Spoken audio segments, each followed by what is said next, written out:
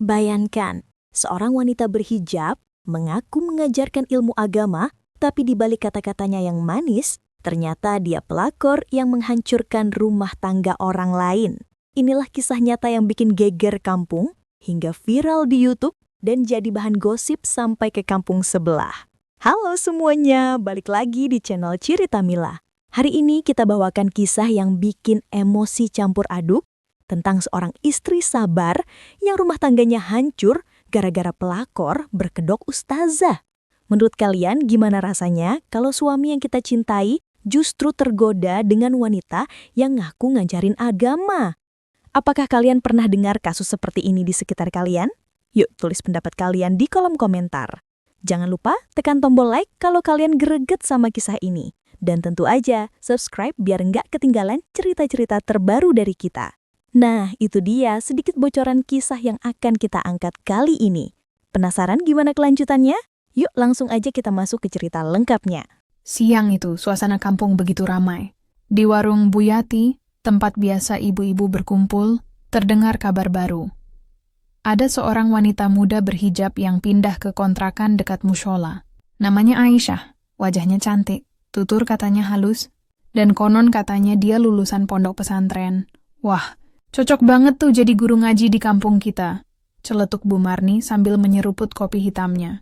Ibu-ibu lain mengangguk setuju. Sebagian lagi sibuk kepo tentang latar belakang Aisyah. Siti, seorang ibu rumah tangga yang kehidupannya sederhana, mendengar kabar itu dengan biasa saja. Baginya, kedatangan orang baru hanyalah tambahan penghuni kampung. Tapi berbeda dengan suaminya, Rahmat, yang begitu antusias. Rahmat langsung semangat mengajak warga mengundang Aisyah untuk mengisi pengajian ibu-ibu dan mengajarkan anak-anak mengaji. Hari pertama Aisyah mengajar di mushola, suasana heboh. Ibu-ibu kampung berduyun-duyun datang, bahkan anak-anak kecil rela antre duduk di tikar lusuh mushola demi mendengar bacaan Quran yang indah dari Aisyah. Suaranya lembut, cara menyampaikannya penuh wibawa. Tak heran banyak yang kagum, termasuk Rahmat Siti yang awalnya cuek, mulai merasa ada sesuatu yang berbeda. Ia melihat Rahmat terlalu sering memuji. Masya Allah, suaranya menyejukkan ya Bu. Jarang ada ustazah muda seperti itu. Siti hanya tersenyum kecut. Dalam hatinya, ada sedikit rasa tidak nyaman. Taps, ia menepis perasaan itu. Mungkin aku terlalu berprasangka buruk, gumamnya. Hari-hari berikutnya, keanehan mulai terasa.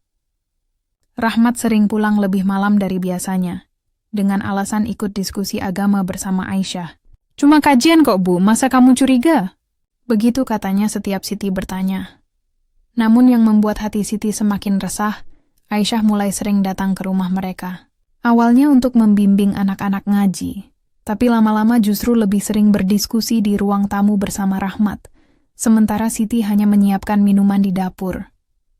Desas-desus pun mulai terdengar. Di pos ronda, Pak Jaya nyeletuk. Itu suaminya Siti kok sering kelihatan sama ustazah baru ya? Jangan-jangan ada apa-apa. Gosip itu menyebar cepat. Apalagi ibu-ibu kampung memang terkenal suka membicarakan hal-hal baru. Suatu sore, ketika Siti pulang dari belanja di pasar, ia melihat beberapa ibu berbisik-bisik sambil melirik ke arahnya. Begitu ia mendekat, mereka pura-pura tersenyum. Tapi Siti tahu, pasti dirinya sedang jadi bahan pembicaraan. Kasian ya Siti. Suaminya sering banget sama ustadzah itu, kalau aku jadi dia, pasti panas hatinya. Terdengar sayup suara butatik yang tak sadar Siti masih mendengarnya. Hati Siti semakin gelisah. Malam itu, saat Rahmat pulang larut, ia mencoba bicara baik-baik. Mas, kenapa sekarang sering banget pulang malam? Katanya ikut kajian, tapi kok nggak di mushola? Rahmat menjawab ringan sambil membuka baju kerjanya. Ya namanya belajar, kadang butuh suasana lebih tenang. Lagi pula, Ustazah Aisyah itu pintar sekali menjelaskan. Sayang kalau dilewatkan, Siti terdiam. Ia ingin marah, tapi tidak punya bukti. Yang ada hanyalah firasat dan gosip tetangga. Namun dalam hatinya, mulai tumbuh rasa takut kehilangan. Keesokan harinya, gosip makin menjadi. Di warung Bu Yati, ibu-ibu heboh membicarakan kejadian tadi malam. Ada yang melihat Rahmat mengantar Aisyah naik motor hingga dekat kontrakannya. Wah, ini kalau nggak hati-hati bisa jadi bahan gunjingan besar, kata Bu Marni sambil menggeleng. Sementara itu, Siti berusaha tetap tegar. Ia mencoba menutupi kegelisahannya di depan orang lain. Tapi di dalam hati ia mulai merasakan badai besar sedang mendekat. Ia sadar, gosip di kampung kecil tak pernah berhenti di satu telinga saja. Sekali ada cerita, maka akan menyebar cepat, bahkan bisa viral ke kampung sebelah. Dan semua itu baru permulaan. Sejak Aisyah mulai sering datang ke rumahnya, kehidupan Siti terasa berubah. Rahmat, yang dulu selalu pulang tepat waktu dan makan malam bersama, kini lebih sering pulang larut malam dengan alasan ikut kajian pribadi. Bu, kamu harus percaya sama aku. Aku ini belajar agama, bukan main-main, begitu kata Rahmat suatu malam. Tapi ucapannya terdengar hambar, apalagi matanya tidak lagi menatap Siti penuh kasih seperti dulu. Siti hanya bisa menahan perasaan. Hatinya menceluh setiap kali mendengar alasan yang sama. Di sisi lain, gosip di kampung semakin menggila. Di arisan RT, Bu Tatik mulai melontarkan isu.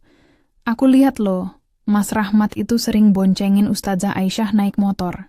Malam-malam pula. Ngaji kok enggak di musyola, malah di jalanan? Ibu-ibu lain langsung heboh. Ada yang terkejut, ada yang menutupi mulut sambil berbisik, ada pula yang sengaja bersuara keras agar terdengar ke sudut ruangan.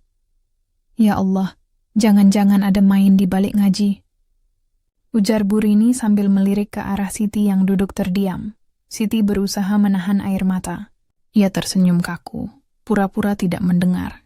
Tapi hatinya perih. Sepulang dari arisan, ia berjalan cepat tanpa menoleh. Di rumah, Rahmat sudah duduk santai sambil menatap layar ponselnya. Senyumnya samar, jarinya sibuk mengetik. Siti memperhatikan, namun ketika ia bertanya, Rahmat buru-buru menyembunyikan ponselnya. Mas, aku capek jadi bahan gosip tetangga. Tolong, jangan sering-sering sama Ustazah Aisyah. Orang-orang sudah mulai curiga, ucap Siti dengan nada lirih. Rahmat menghela napas panjang. Bu, kamu ini gampang banget percaya omongan orang. Aku ini cuma belajar agama. Kamu harusnya bangga punya suami yang mau menuntut ilmu. Siti tercekat. Kalimat itu membuatnya merasa bersalah, seakan-akan ia menghalangi kebaikan. Padahal yang ia rasakan hanyalah firasat buruk. Hari-hari berlalu, gosip makin membesar. Ada yang bilang Rahmat dan Aisyah terlihat berduaan di warung kopi. Ada pula yang mengaku melihat mereka masuk ke sebuah rumah kontrakan di ujung kampung. Bu Marni, yang terkenal cerewet, sampai berkomentar di warung, kalau nenggak hati-hati, ini bisa jadi bahan aib sekampung. Orang-orang kampung sebelah aja sudah pada tahu loh. Nama Siti makin tercoreng. Ada yang berbisik kalau ia istri tak pandai menjaga suami. Ada pula yang sinis. Pantas aja, wajahnya kusam, kalah jauh sama Ustazah Aisyah. Di tengah rasa malu dan sakit hati, Siti mencoba tegar. Ia masih melayani Rahmat dengan sabar, menyiapkan makanan, mencuci baju, bahkan tetap menemaninya ke pengajian kampung. Tapi dalam hatinya, ia tahu jarak di antara mereka kian melebar. Suatu malam, Siti memberanikan diri mengikuti Rahmat secara diam-diam. Dengan jantung berdebar, ia melihat suaminya benar-benar menjemput Aisyah. Mereka tertawa kecil, lalu motor itu melaju ke arah luar kampung. Air mata Siti menetes. Ia berdiri lama di bawah temaram lampu jalan, tubuhnya gemetar menahan amarah sekaligus kesedihan. Di saat itu pula, dua ibu tetangga lewat dan langsung memandanginya dengan penuh tanda tanya.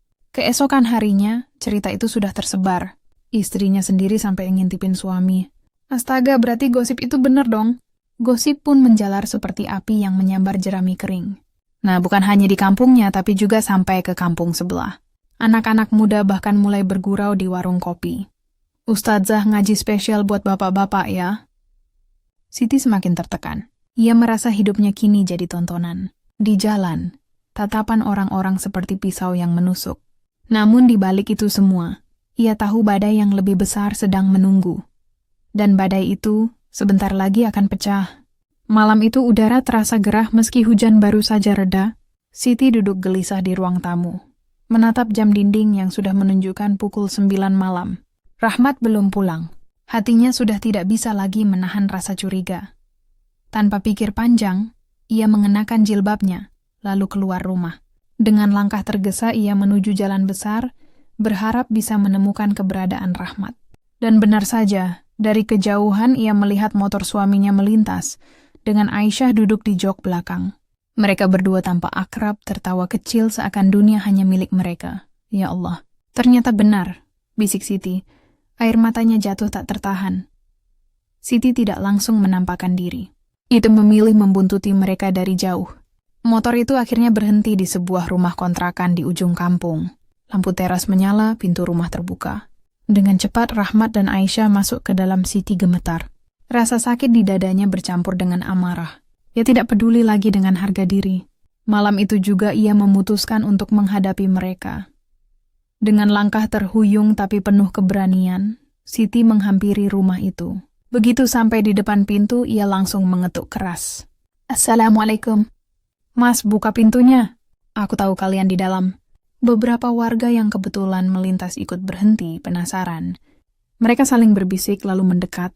Suasana jadi ramai dalam sekejap. Dari dalam rumah, Rahmat muncul dengan wajah panik. "Put, kamu ngapain di sini?"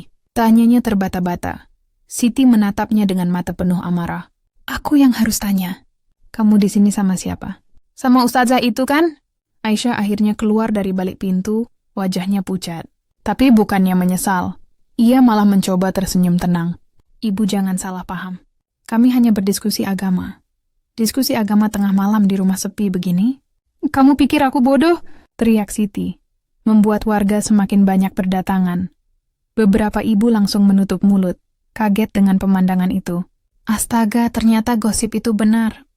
Bisik Bu Mani. Siti tak kuasa lagi menahan diri. Ia menunjuk Aisyah dengan tangan bergetar. "Kamu pakai hijab untuk menutupi kebusukanmu." Mengaku ustazah tapi ternyata pelakor. Rahmat mencoba menenangkan, tapi semua sudah terlambat. Warga yang melihat mulai berkerumun. Ada yang langsung mengeluarkan ponsel dan merekam kejadian itu. "Ini buktinya, benar-benar ustazah gadungan," teriak salah seorang pemuda yang ikut menonton. Aisyah berusaha tetap tegar, tapi wajahnya jelas ketakutan. Rahmat sendiri hanya bisa menunduk. Tak kuasa menatap mata istrinya maupun tatapan warga. Siti semakin kalap. "Aku sabar dituduh tetangga, aku diam difitnah. Tapi malam ini aku buktikan semuanya. Kalian sudah menghancurkan rumah tangga aku, dan sekarang seluruh kampung jadi saksi." Sorak-sorai warga makin ramai. Beberapa ibu-ibu bahkan langsung mengunggah video ke media sosial. Dalam hitungan menit, potongan video itu tersebar di grup WhatsApp kampung sebelah. Lihat, ini beneran kejadian di kampung kita. Suami orang direbut ustazah gadungan. Begitu isi komentar yang berseliweran. Rahmat hanya bisa berdiri kaku, wajahnya pucat pasi. Aisyah mencoba membela diri. "Saya hanya ingin menolong. Semua ini fitnah." Tapi suara warga langsung menenggelamkannya. "Fitnah apanya? Orang ketahuan langsung di rumah ini kok." Tangisan Siti pecah. Ia jatuh terduduk di tanah. Tubuhnya bergetar menahan luka batin. Namun di tengah tangisnya, ada sedikit rasa lega.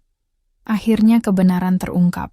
Bukan hanya dalam gosip, tapi disaksikan mata kepala warga. Malam itu kampung benar-benar heboh. Video demi video beredar cepat. Komentar penuh emosi bermunculan di jagat maya.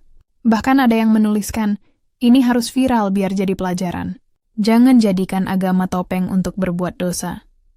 Siti tahu hidupnya tak akan pernah sama lagi, tapi ia juga tahu inilah titik balik dari penderitaannya. Malam ini seluruh kampung menyaksikan rahasia besar yang selama ini menyesakan dadanya.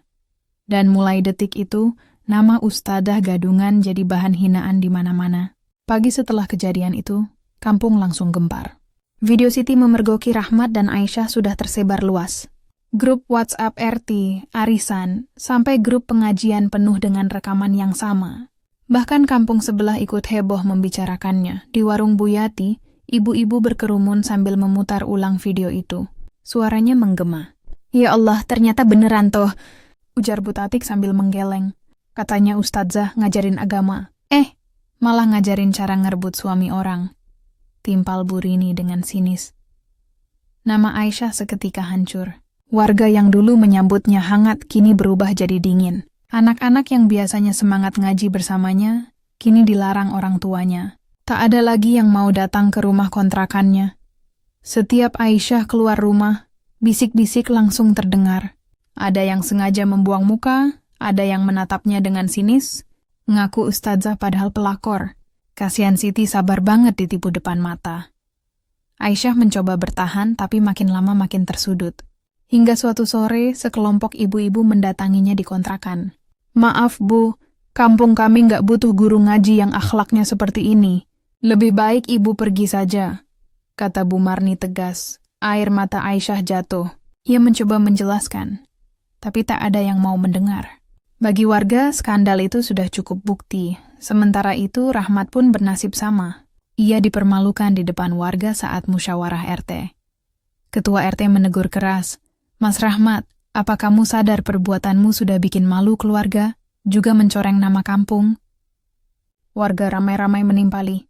Ada yang marah, ada yang mengejek, bahkan ada yang sampai berdiri menunjuk wajah Rahmat. Ngaji kok dikontrakan, bukan di mushola. Kalau mau belajar agama, ya sama ustadz beneran, bukan ustadz zagadungan. Rahmat hanya bisa menunduk. Keringat dingin membasahi tubuhnya. Siti duduk di pojokan, wajahnya masih sembab tapi penuh keteguhan. Ia akhirnya mendapat pembelaan dari tetangga yang dulu meremehkannya. Aku salut sama Siti. Dia sabar banget, padahal dipermalukan. Malah akhirnya suaminya sendiri yang jatuh muka, kata Bu Tatik di depan warga. Sejak malam itu, Rahmat dijauhi. Tak ada lagi yang menghormatinya. Di warung kopi, para bapak membicarakan kebodohannya. Masa kalah sama rayuan Ustadzah Gadungan? Malu-maluin laki-laki aja, sindir Pak Jaya. Bagi Siti, ini adalah pembalasan yang setimpal. Ia tak perlu banyak bicara, karena kebenaran sudah berbicara sendiri. Air mata yang dulu ia sembunyikan kini berubah jadi bukti kekuatan. Yang lebih mengejutkan, video klarifikasi Siti, di mana ia menceritakan dengan suara bergetar tentang rumah tangganya yang hancur, viral di YouTube. Ribuan komentar bermunculan, mayoritas membela dirinya. Stay strong, Mbak Siti. Jangan biarin pelakor berkedok agama menang. Salu sama keteguhan hatimu. Semoga Allah ganti dengan yang lebih baik. Siti mulai merasa sedikit lega. Meski rumah tangganya berantakan, ia tak lagi sendirian. Ia didukung banyak orang, baik dari kampung sendiri maupun dari orang-orang yang hanya mengenalnya lewat layar ponsel. Malam itu, ketika Siti pulang dari mushola, ia mendengar tetangga masih bergosip. Tapi kali ini bukan tentang dirinya, melainkan tentang Aisyah dan Rahmat yang dipermalukan. Kemarin aku lihat si Aisyah keluar rumah, mukanya pucat, nggak ada yang nyapa. Kasian sih, tapi ya salahnya sendiri. Rahmat juga. Sekarang jadi bahan ejekan bapak-bapak di pos ronda. Mana berani nongkrong lagi. Siti berhenti sejenak menatap ke langit, air matanya jatuh. Tapi kali ini bukan karena luka, melainkan rasa lega. Ia sadar meski hidupnya tak akan sama lagi, tapi martabatnya sudah kembali. Dan Aisyah, kini ia hanyalah bayangan masa lalu, dihina, dikucilkan, bahkan diusir secara halus dari kampung. Sementara Rahmat harus menanggung malu seumur hidup, karena ulahnya sudah jadi aib yang tak akan pernah dilupakan warga. Hari-hari setelah penggerebekan itu menjadi titik balik kehidupan Siti. Gosip sudah menyebar bukan hanya di kampungnya, tapi juga ke kampung sebelah. Bahkan ada media lokal yang meliput karena videonya viral di YouTube. Nama Aisyah semakin tercoreng. Tak ada lagi warga yang mau menyapanya. Anak-anak yang dulu sempat mengaji dengannya kini menjauh. Orang tua mereka melarang keras. Setiap ia keluar kontrakan, bisik-bisik terdengar, itu dia Ustadzah Gadungan. Cantik sih, tapi nggak ada akhlak. Puncaknya, malam itu warga mengadakan rapat darurat di balai RT. Ketua RT berdiri dengan suara tegas. Warga sudah sepakat. Demi menjaga nama baik kampung, Bu Aisyah harus segera meninggalkan kontrakan ini. Kami tidak ingin ada fitnah berkepanjangan. Aisyah menangis memohon ampun, tapi tak ada lagi yang peduli. Ibu-ibu yang dulu memujinya kini berbalik. Bu Marni bahkan berkata lantang, kami sudah kecolongan. Jangan pakai agama untuk topeng dosa. Pergi dari kampung ini sebelum semuanya makin rusak.